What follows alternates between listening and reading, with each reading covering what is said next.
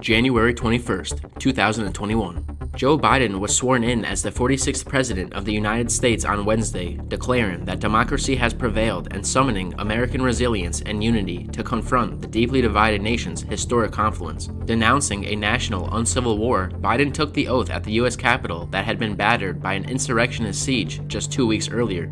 Then, taking his place in the White House Oval Office, he plunged into a stack of executive actions that began to undo the agenda of his predecessor, implementing a mask mandate on federal property, increasing support for underserved communities, and rejoining the Paris Climate Accord.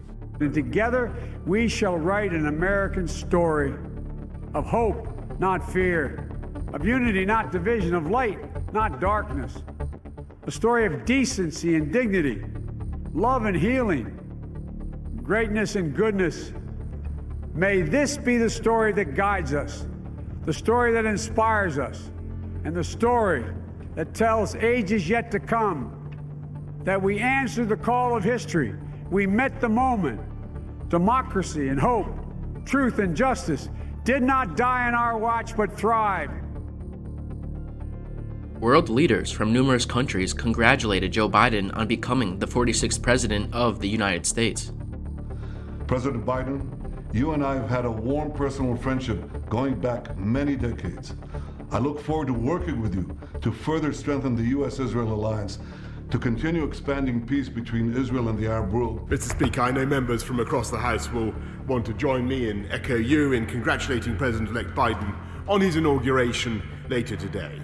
As I said when I spoke with him on his election as president, I look forward to working with him and with his new administration, strengthening the partnership between our countries and working on our shared priorities, from tackling climate change, building back better from the pandemic, and strengthening our transatlantic security. Chinese health authorities have ramped up their efforts to contain a resurgence of coronavirus cases, as the country faces its worst flare-up since the pandemic first exploded there early last year. Cities across the northern province of Hebei, Heilongjiang, and Jilan have built temporary quarantine facilities, imposed lockdown measures on millions of residents, and rolled out rounds of citywide testing. On Wednesday, Beijing city health officials said they had discovered the more contagious UK variant. The variant was found in the samples of 2 patients who tested positive for COVID-19 on Sunday.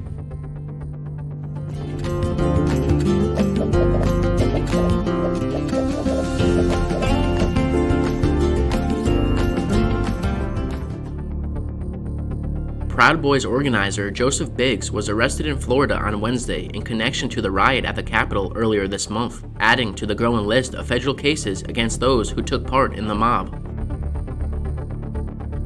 3 soldiers have perished after a military helicopter crashed in upstate New York Wednesday evening. The UH-60 medical evacuation helicopter, based at the Army Aviation Support Facility at Rochester International Airport, crashed in Mendon, New York, while on a routine training mission. Multiple fire departments responded to the crash, as well as state police and representatives of the U.S. military. New York Governor Andrew Cuomo called on the Biden administration to ramp up production of the COVID-19 vaccine. He warns that New York will exhaust its allotted doses on a weekly basis for the foreseeable future. Currently, about 6.2 million New Yorkers are eligible for the vaccine, including healthcare workers, certain essential workers, and people age 65 and older.